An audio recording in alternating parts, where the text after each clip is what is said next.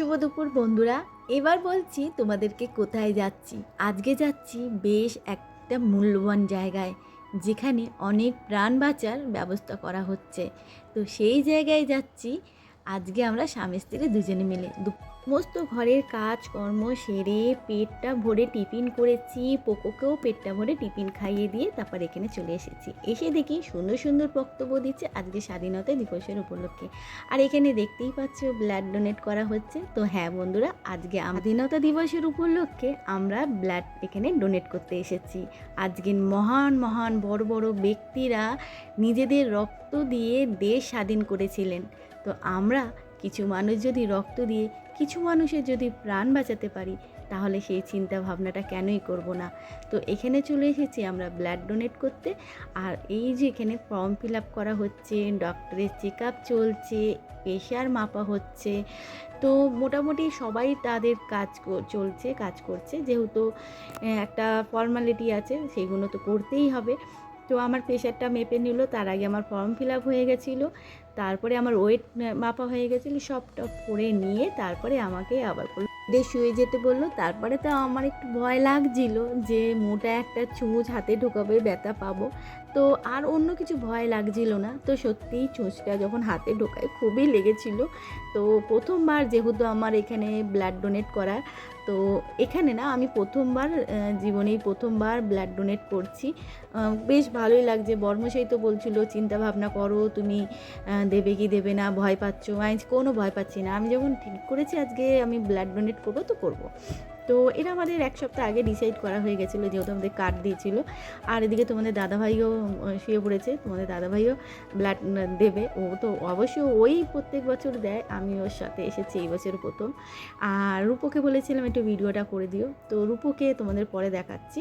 তো রূপো আমাদের ভিডিওটা করে দিয়েছিল। তারপরে বললাম যে ঠিক আছে, এবার ফোনটা দাও, আমি শুয়ে শুয়ে এক হাত দিয়ে ঠিক ভিডিও করে নিতে পারবো।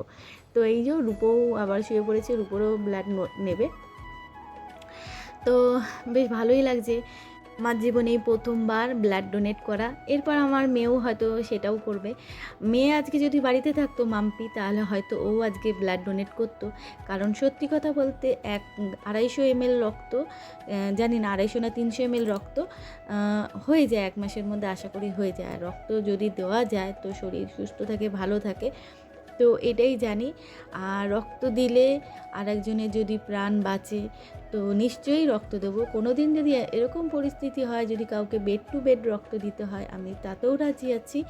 আপনি বলেছে যে আপনি বেশি করে জল খাবেন, যেহেতু আপনি প্রথমবার রক্ত দিচ্ছেন, তো জলটা বেশি করে খাবেন।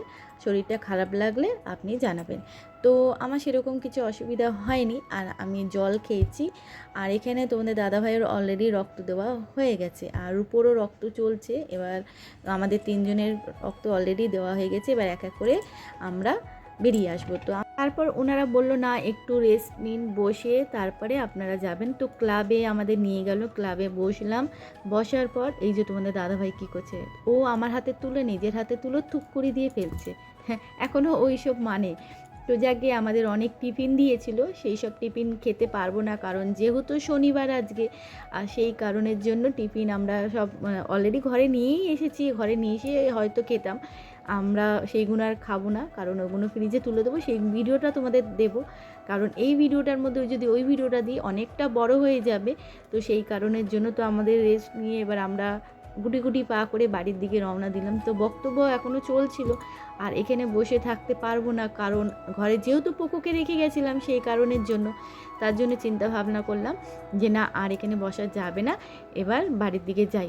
কারণ আমাকে ঘরে এসে পোকোকে খাওয়াতে হয়েছে, গোপালকে খাওয়াতে হয়েছে, তারপরে নিজেদের জন্য ডাল আর একটু ফুটা আলু ভাজা ছিল, তারপরে পটল ভাজাটা আছে, সবই করেছি, সবটাই দেখাবো তোমাদেরকে। তো তোমরা রূপোকে দেখবে, তো রূপোকে তোমাদের দেখিয়েছি, হয়তো বলতে পারিনি যে ওটা রূপো।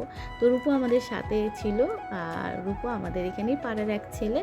তো ওর মাধ্যমেই তোমাদের দাদাভাইয়ের ওদের সাথে চেনা পরিচিত। তো চলো বন্ধুরা, ভিডিওটা কেমন হলো, আজকে স্বাধীনতা দিবসের উপলক্ষে সবাইকে শুভেচ্ছা জানাই।